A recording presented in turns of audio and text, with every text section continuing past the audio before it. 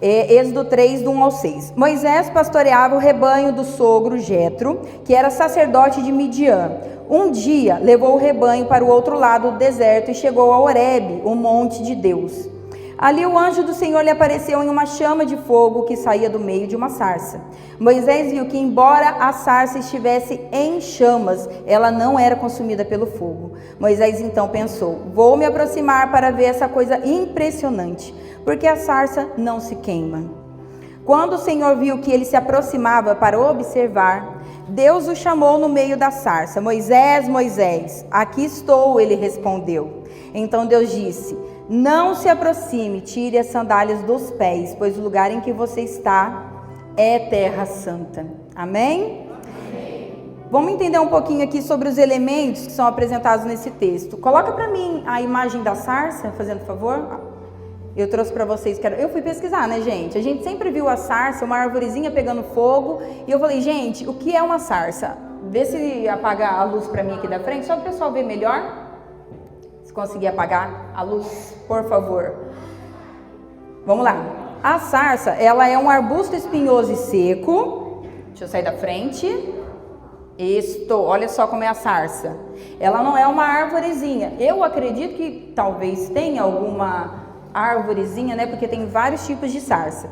Mas ela trata-se de um arbusto espinhoso e seco, considerado uma das plantas mais comuns, humildes e sem valor nenhum naquela região. Ela era usada como combustível para fogueira. Olha só o propósito dela, né? Pelo menos ela serviu para o propósito dela, né? Exatamente porque ela pegava fogo com facilidade e queimava rápido. Até o sol fazia com que a sarça pegasse fogo. Então era muito comum uma sarça pegar fogo e era muito comum ter uma sarça naquela região. Pode acender a luz, tá? Ela tinha aparência seca na maior parte do ano. Em resumo, ela era um arbusto espinhoso, sem beleza, comum e sem destaque. E ainda assim, Deus escolheu ela como um símbolo extraordinário, algo comum naquele lugar, que não tinha beleza, espinhoso, né? Pegava fogo com facilidade, mas ainda assim Deus escolheu algo comum para um símbolo extraordinário.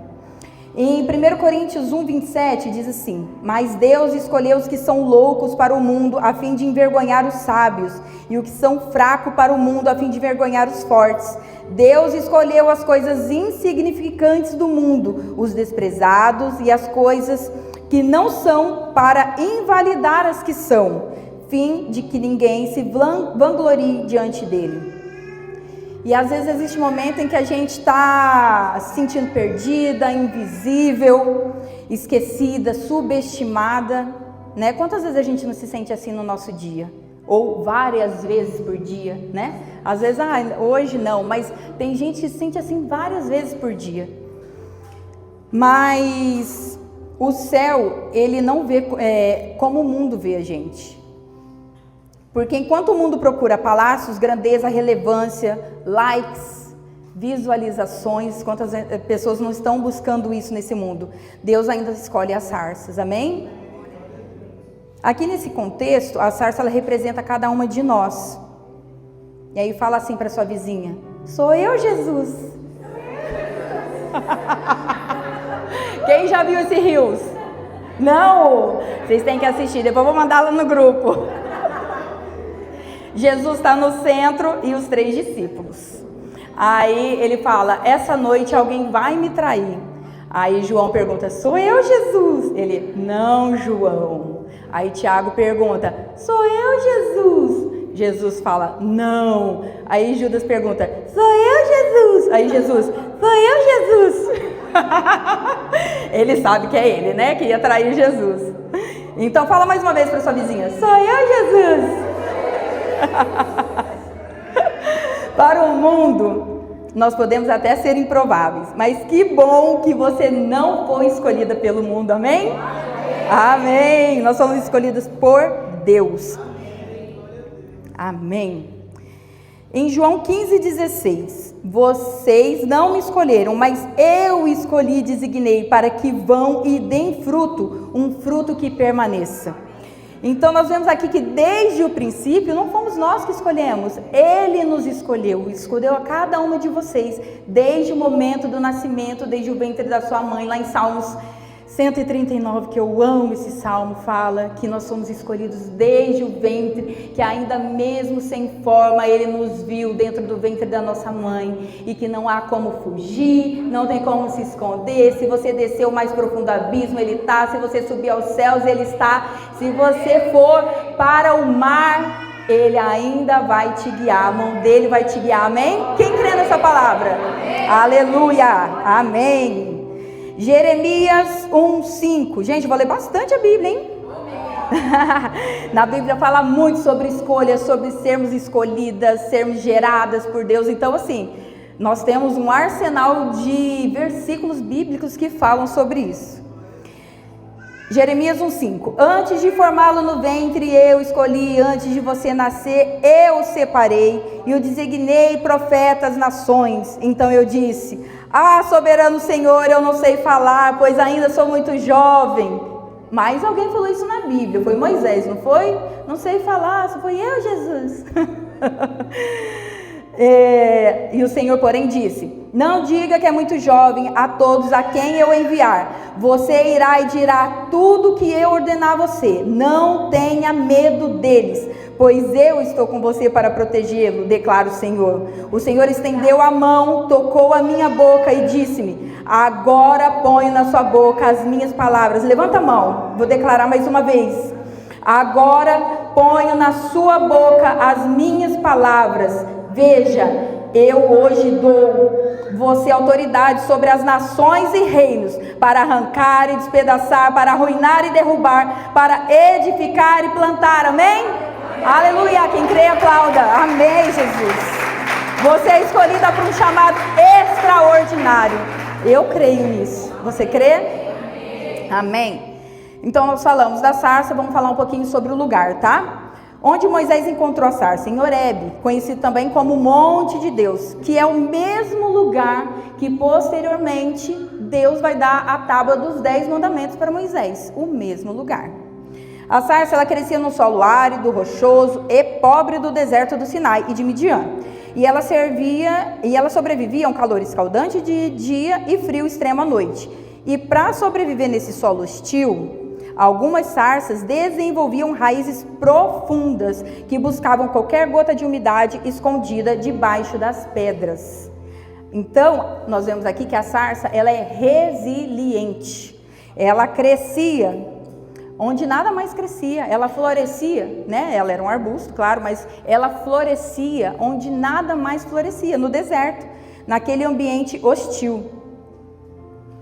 Só que ela estava posicionada no lugar certo, onde o fogo podia alcançá-la. E é isso que o nosso Deus procura hoje, mulheres dispostas a carregar a presença, em permanecer firme, continuar inteiras, mesmo em ambientes difíceis. Mulheres comuns que aceitam a viver esse chamado. Levanta sua mão, quero profetizar mais uma vez. Aleluia.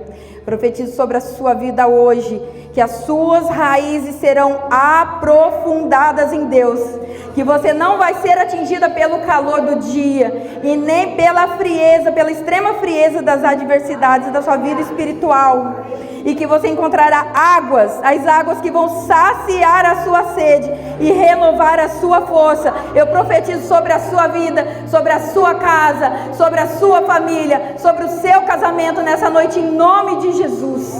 Amém, Deus.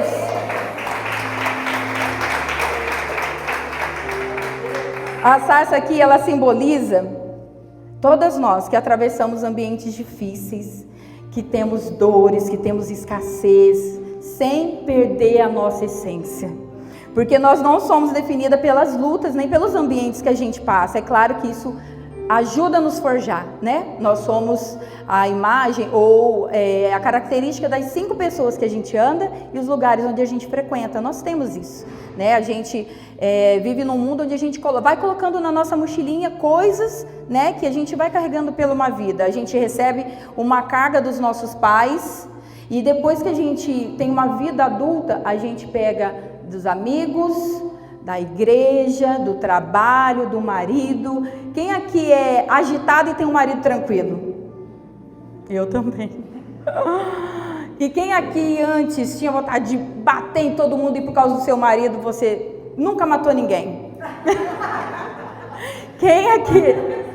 Vamos levantar a mão, coléricas. Amém. Porque nós sofremos influência do mundo externo, né? Isso ajuda a nos forjar, mas nós não somos definidas por isso. Amém? Nós somos definidas pela força e o poder de Cristo que nós carregamos dentro de nós. Eu sou uma pessoa improvável. Eu também sou improvável. As pessoas às vezes nos veem aqui no altar e falam: ah, ela sabe falar, ah, ela ministra o louvor. Gente, vocês não sabem como é a semana da pessoa que está na escala, né, Mari? Como é a semana da pessoa que está na escala. A gente também, a gente fica nervosa, meu Deus do céu. Foi uma semana tensa. Eu cresci num lar hostil e eu tive um pai policial e alcoólatra. Uma mistura perigosíssima. Mas foi isso que eu vivi a minha infância toda. E a minha mãe, ela me protegeu emocionalmente enquanto ela podia, né? Porque a gente cresce, a gente vai ver, não tem como. Então, enquanto minha mãe podia me proteger emocionalmente, ela me protegeu. E só que a partir dos meus 6 anos eu passei a presenciar. Eu lembro de coisas, de detalhes de 4 anos de idade. Eu lembro de algumas situações, coisas que marcam, né? Eu lembro desde os 4 anos. Só que assim, depois de uma certa idade, ela já não conseguia mais me proteger emocionalmente, apenas oração, joelho no chão. Minha mãe sempre foi cristã, eu venho de uma família cristã, que infelizmente minha mãe casou com um homem que não tinha a mesma fé, né? E meu pai sempre foi muito agressivo, sempre nos machucou com palavras, com ações. E por rebeldia, lá na minha adolescência, ou quando eu cresci um pouco, eu acabei me envolvendo com coisas erradas, depois de uma certa idade, né? A gente faz isso, talvez querendo machucar a pessoa que nos machucou, ou fugir de certas situações, de certas coisas que a gente lembra. A gente acha que aquilo é a saída, né? Mas não é, hoje nós sabemos que não é. E era muito complicada essa infância, eu vivia com medo, sempre... E eu tomei uma posição de pai da casa. Eu cuidava da minha mãe, eu cuidava da minha irmã, que era pouca coisa mais nova, 1 ano só mais nova. Mas como eu não tive uma paternidade, eu acabei assumindo esse lugar de paternidade. Então, eu tenho uma personalidade forte, uma personalidade de cuidar, uma personalidade de proteger, porque foi o que eu cresci e aprendi a ser, né? Vendo a minha mãe também resolver tudo. E eu também não tinha como dar certo. Se você pensar e olhar para o meu passado, para a minha história, não tinha.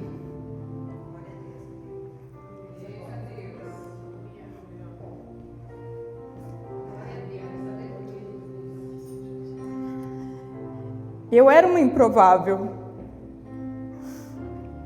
Desculpa. Mas quando eu olho para o meu passado, eu penso: Senhor, obrigada. Sabe, obrigada porque o Senhor não me deixou eu te escolher, o Senhor me escolheu. O Senhor me escolheu. E mesmo que eu tenha ido, Ele me trouxe de volta. Então saiba disso. Você estar aqui, você ter um chamado, não tem a ver com a tua escolha. Não foi você que escolheu isso. Nós temos uma chama que queima no nosso coração por algo. E é Deus que colocou essa chama no seu coração. Então não se esconda. Na Bíblia fala que uma lamparina, ela não foi feita para ser colocada embaixo de uma cama. Ela foi feita para ser colocada em um lugar onde ela ilumina. E nós fomos criadas para iluminar um ambiente. Você crê nisso? Amém. O poder da sarça não vinha dela mesma. Ela permanecia viva porque o fogo de Deus estava nela e não contra ela. Então as sarças, elas queimavam, o fogo estava contra ela, mas aquela sarça em específico, o fogo de Deus estava a favor dela, amém? Em 2 Coríntios, diz, 12:9. Ele, porém, me disse: a minha graça é suficiente para você, pois o meu poder se aperfeiçoa na fraqueza. Portanto, eu me gloriarei ainda mais alegremente nas minhas fraquezas, para que o poder de Cristo repouse em mim. Então, não é pelas nossas forças, é pela força dele. A sarça não queimou por ela, não foi o sol, não foi o calor do deserto, foi a glória do Senhor naquela sarça, naquele dia, que queimou, porque ela estava disposta e ela estava no lugar certo, amém? Desculpa, eu nem coloquei o Monte Horebe, né? Desculpa, eu esqueci. Coloca o Monte Horebe, pessoal, ver. Se der para apagar, amém. Olha o Monte Horebe, tá vendo? O ambiente totalmente seco, pedra, rocha, um lugar feio, deserto, né? Mas aonde Deus, além de aparecer para Moisés através da sarça, entregou os 10 mandamentos para ele ali. Então a gente percebe o quê? Que não é Deus não se revela só nos lugares santos, ele se revela nos lugares comuns da nossa vida também. Pode acender. Por que uma sarça? Gente, essa palavra, obrigada. Essa palavra, eu tô uns 2 anos encucada com sarça. Uns 2 anos encucada com sarça. Por que sarça? Por que sarça? Por que sarça? E eu quero saber o que a sarça tem. Meu Deus, por que a sarça? Eu fiquei nisso. E eu achei que era para eu cantar a música da Gabriela Rocha. Eu sei que eu cantei 1 mês a música da Gabriela Rocha. Falei, Senhor, então o Senhor quer falar com alguém através da sarça, né? Vamos cantar. Atraiu da Gabriela. E eu cantei. E a sarça continua no meu coração. E eu, meu Deus, né? Não, Senhor, não. Não vou não, Jesus. Vai, sarça. E eu não vou pregar. Porque ele já tinha falado comigo para eu ministrar. Eu corri desde 2018 que eu tô correndo do louvor. De verdade. Eu recebi esse dom, o Senhor derramou sobre a minha vida e eu fugi. Por muito tempo eu fugi disso. E aí toda vez que eu saía do louvor, queimava meu coração, as palavras vinham me confrontando e eu voltava para o louvor. Aí eu subia no altar, passava mal, dava dor de barriga, ixi, era uma loucura. Aí eu falava, não, Senhor, por que, Senhor? Não, eu estou passando mal, não vou não, isso me faz mal. E eu descia do altar de novo. E o Senhor me chamava para cá de novo. Falei, beleza, Senhor, então tá, fechou, eu vou aceitar o meu chamado. Aceitei o meu chamado. Aí o que Deus faz? Sarça. Vamos subir de nível, minha filha, vamos subir um degrau. Hoje é a primeira vez que eu estou ministrando a palavra. Então, estou, sim, muito nervosa, só para vocês saberem. Sim. E a gente vai continuar para o resto da vida, você sabe por quê? O dia que a gente não ficar nervosa de subir nesse altar, é porque a gente não está dependente dele. É porque a gente tem certeza que você sabe o que você está fazendo aqui dentro, aqui em cima. E você sabe, eu manjo da parada, sabe aquele negócio? Subir aqui eu manjo. Não preciso mais de Deus. Enquanto você estiver nervosa, dando dor de barriga durante a semana, amém, você está na dependência dele. Tá bom? Não pensa que a pastora também não passa os perrengues dela não, que ela passa, né, pastora? Toda semana, exatamente. E a Anne também, que eu sei. Moisés, vamos lá, por que a sarça? A pergunta é essa. Moisés era um pastor, estava no trabalho cotidiano, no ordinário, no comum, e foi ali no dia a dia que Deus apareceu. Não em visão noturna, não no templo, não num êxtase espiritual, mas numa tarde de trabalho, apacentando ovelhas no ordinário. Você sabe o que é ordinário? Não é xingar os outros, tá, gente? Por favor. Ordinário é aquilo que não é extraordinário. É o nosso dia a dia. A gente vive num ordinário. No ordinário da sua rotina e através de algo comum e sem valor para a época, que era cuidar de ovelhas. Quem aqui já estava lavando louça, tomando banho e experimentou a visitação de Deus?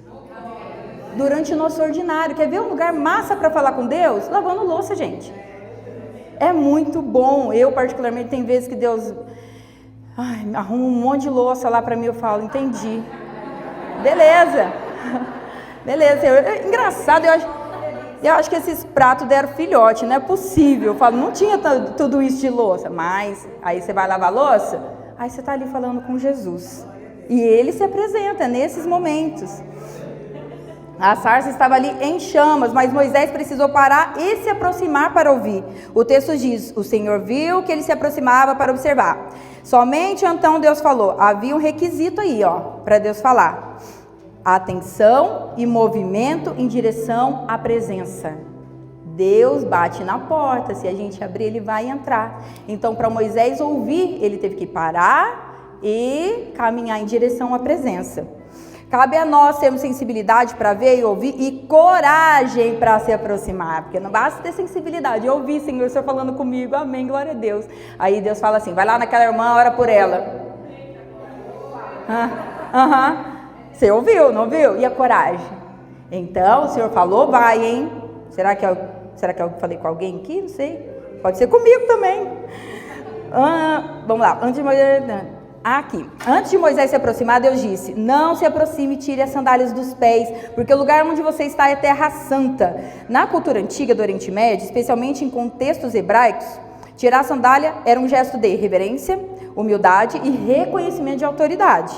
Também existia a ideia de que os pés e a sandália, elas carregavam a poeira, a sujeira do caminho, né? Tanto que eles lavavam os pés quando chegava na casa das pessoas. Também existia a ideia de que os pés, o foco principal em Êxodo 3 não era exatamente impureza do solo, e nenhum ritual cultural aqui, mas era a reverência diante da presença santa. Então olha só que interessante. Deus diz, não se aproxime, mas ele já tinha traído Moisés na sarça. Como é? Peraí, não entendi não, Jesus. Me chamou e agora não é para eu me aproximar? Não entendi. Mas a ordem não era de afastamento, era de postura adequada para a aproximação. Ele podia vir como estava, mas ele não podia ficar como ele estava, ele precisava tirar as sandálias. Quando Deus manda tirar as sandálias, ele mostra que a sua presença transforma um lugar comum em território santo. Porque diante da santidade de Deus, nada permanece da mesma forma. Você crê? Amém, amém. E aí você vai falar, ai Pamela, eu não sei pregar, não sei falar direito, como que eu posso fazer algo extraordinário para Deus logo hoje, logo agora, logo nesse momento onde a minha vida toda está um caos? A Rê já comentou, né, lá sobre o meu sogro, ontem estava tudo lindo, gente, pensei palavra, tá escrita, eu ainda tinha que fazer o detalhe fino e tal. Falei, tá tudo certo na minha vida, tudo tranquilo, tudo dominado aqui, tenho controle sobre tudo. E aí ontem meu sogro passou mal à tarde, do nada, ele teve um AVC hemorrágico e eu tive que correr com ele para o hospital. Geralmente eu que fico no hospital porque a minha sogra e o Gabriel, eles acabam não tendo estrutura para estar naquele lugar, né? Até porque é o pai dele, é o marido da minha sogra. Não que ele não signifique nada para mim, ele é um pai para mim. Eles dois é meu pai e minha mãe. Onde eu já falei, são meus, onde eu for eu carrego. Trouxe do Rio, aí eles quiserem ir embora de novo, eu fui lá, busquei. Não deixo embora de jeito nenhum. E ele é um amorzinho da minha vida. Só que eu tenho um pouco mais de estrutura emocional, vamos dizer assim, para lidar com situações em relação à doença, em estar naquele ambiente, porque não é fácil.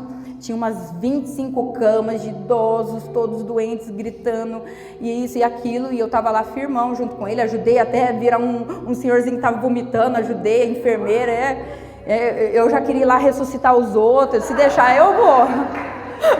Eu vi um senhorzinho lá na ressuscitação, meu Deus do céu, o que eu faço? Eu pego a gás, eu queria ajudar, sabe? Mas não pode, eles me tiraram de lá. Me tiraram porque eu estava lá. E aí, assim, nós estamos numa situação muito complicada, porque o quadro do meu sogro é muito delicado. O AVC hemorrágico, ele atingiu o lado direito dele e eu não lembro o nome, mas é o centro do cérebro, algo assim, núcleo. Então ele perdeu os movimentos do lado esquerdo, perdeu a fala, perdeu a consciência e ele está com muito sangramento. Então assim, é um milagre. Ontem o médico falou para mim, ele vai fazer uma cirurgia, nós vamos drenar o sangue e ele tem 6% de chance de sobreviver. Ele tem 72 anos. Só que ele foi para a cirurgia, ele saiu da cirurgia, ele está na cama e hoje nós conseguimos um leito na UTI, um dia depois.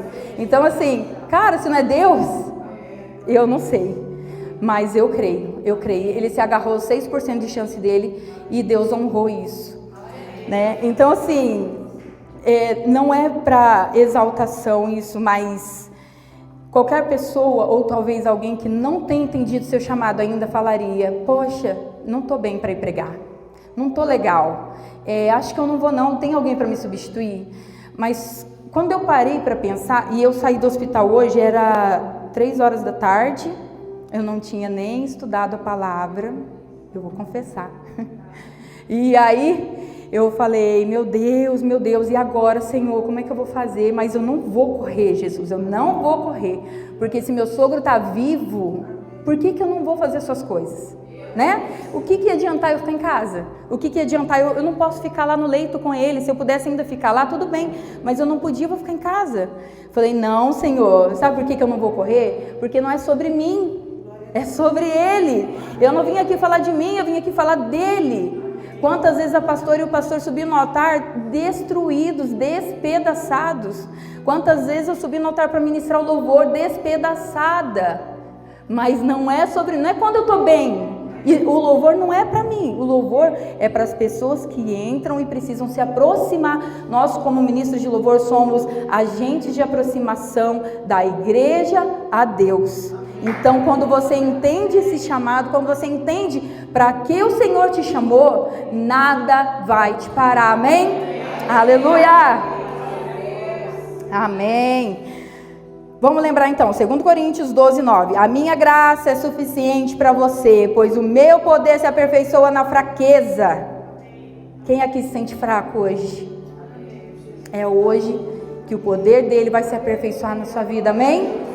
Portanto, eu me gloriarei ainda mais alegremente na minha fraqueza, para que o poder de Cristo repouse em mim, amém? Então, para de dar desculpa. Deus tem um chamado que arde no seu coração. Você pode correr, você não vai se esconder. Amém? Sabe por quê? Porque Moisés, ele não estava no templo, ele não estava preparado e nem estava no auge da vida dele. Ele estava no deserto, cuidando das ovelhas. E ele também não se sentia pronto, porque o que ele falou? Ah, Senhor, sou eu, Jesus. Foi isso que ele falou, se fosse hoje, né? Mas ele falou, Senhor, eu não sei falar, eu tenho a língua, sei lá, que tinha a língua presa, alguma coisa, né? Vários historiadores falam e ninguém sabe o que era. Mas a presença de Deus, ela transforma o deserto num altar, a rotina em chamado, um homem seguro em líder e uma simples sarça num sinal eterno. Levanta sua mão, eu quero profetizar mais uma vez sobre a sua vida. Feche seus olhos. Receba isso no seu coração. Eu profetizo que você voltará a cantar, a pregar, a dançar, a orar nas madrugadas, a impor as mãos.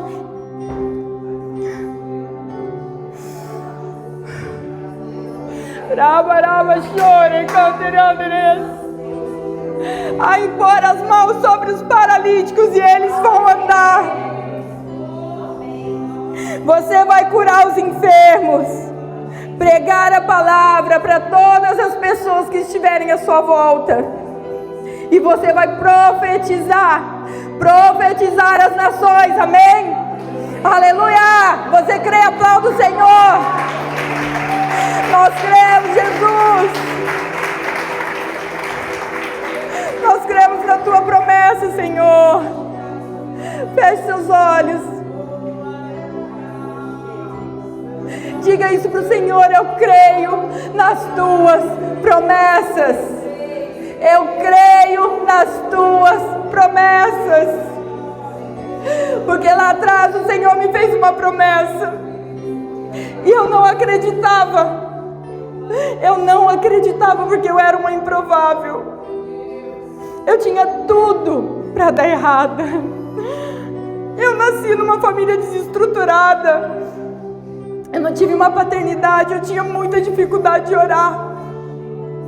Porque eu não conseguia chamar Deus de pai. Eu falava, Senhor, se eu fosse uma mãe, ia ser tão fácil. Mas você foi escolhida. Você foi gerada, você foi chamada para algo que o Senhor tem, algo extraordinário. Algo extraordinário sobre a sua vida.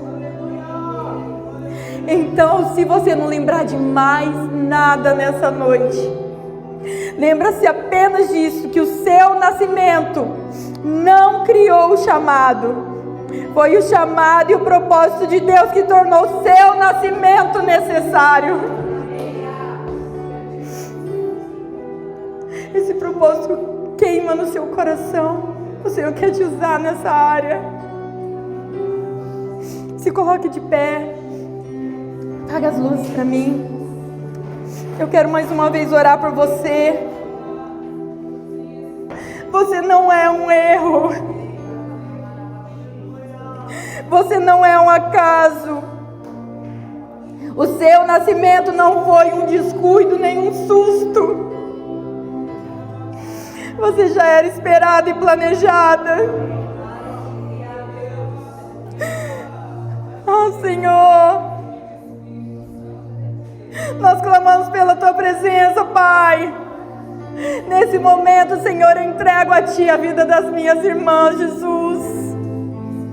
Que elas possam, Senhor, entender quem o Senhor é. Que elas possam, Senhor, entender qual é o chamado delas, Jesus. Tantas vezes eu te perguntei, Jesus, qual é o meu chamado. E tantas vezes eu tentei correr, mas não há, Senhor, aonde se esconder.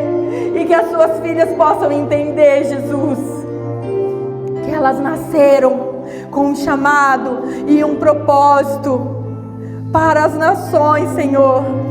Que elas possam, ó Deus, profetizar, que elas possam curar, que as mãos delas, Senhor, sejam, Senhor, mãos que venham, Senhor, confortar, Senhor, o próximo.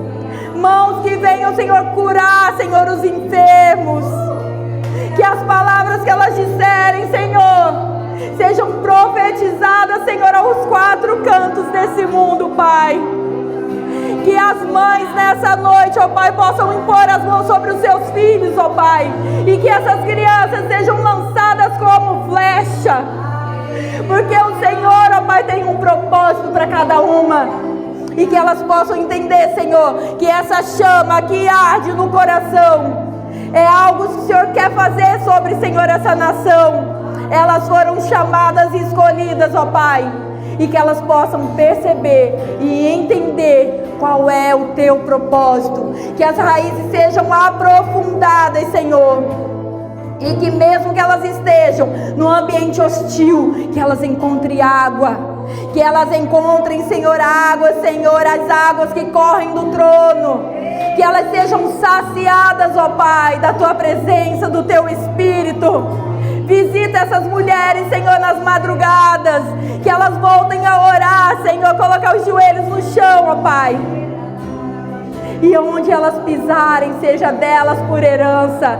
E onde elas colocarem as mãos, sejam abençoados. Em nome de Jesus. Pega na mão da sua irmã. Vou pedir para você, pode fechar o corredor, não precisa ser em grupo não. Ore pela sua irmã, mesmo que você não saiba o nome. Ore por ela, para que ela deixe de ser uma lamparina embaixo de uma cama. Que ela possa ser colocada à vista para iluminar. Que ela possa ser colocada em cima de uma mesa para clarear o ambiente. Nós, como mulheres, nós temos a responsabilidade do nosso lar. Nós somos coluna do nosso lar. E se nós não estamos bem, os nossos filhos também não estão. Então, Pai, vem com renovo agora, Senhor, alegria, ousadia, Pai. Eu profetizo, Senhor, cura, Senhor, no sentimental, cura no corpo, na alma, Pai. Em nome de Jesus eu profetizo. Ore com a sua irmã.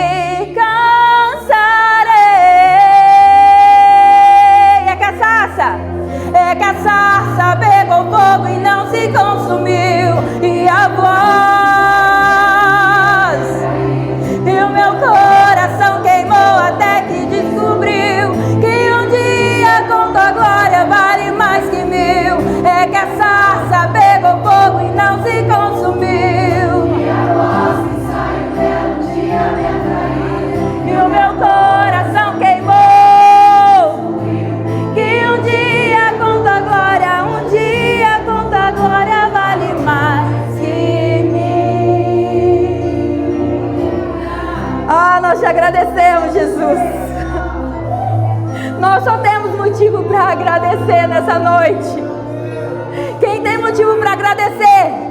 Levanta sua mão, levanta a mão da sua irmã.